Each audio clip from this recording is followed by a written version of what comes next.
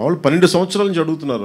నాకు తెలుసు వెళ్తే ఏదో ఒకటి అంటారు, మళ్ళీ నాకు ఎందుకులే అని చెప్పి నాకు 12 సంవత్సరాలు వెయిట్ చేసిన తర్వాత పుష్కర్ కాలం తర్వాత అంత ద్వేషం ఉండదని అనుకున్నాను.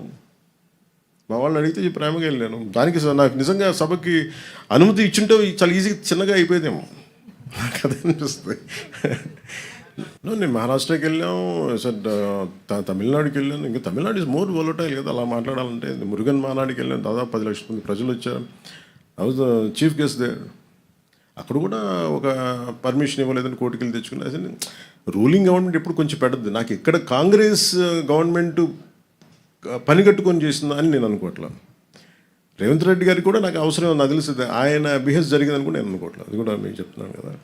కాదు ఇక్కడ ఏముందంటే Congress as a party, Indian national Congress, ఇప్పుడు ఉదాహరణకి మీరు ఇప్పటంలో ఆ రోజు మనోహర్ సార్ కూడా ఉన్నారు అనుకుంటాను.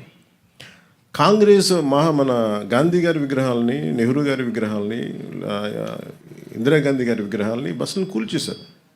కాంగ్రెస్ నుంచి వచ్చిన నాయకులే. అది వైసీపీ రూల్లో.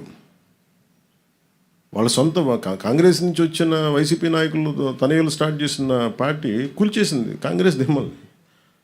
వాళ్ళు మాతృ సంస్థ నుంచి వచ్చి అలాంటి దానికోసం మేము కదా కూర్చోబెట్టి మాట్లాడి హైలైట్ చేసింది ఆ రోజున. సో మాకు కాంగ్రెస్ ప్రాబ్లం ఏమొచ్చిందంటే they have become too convenient.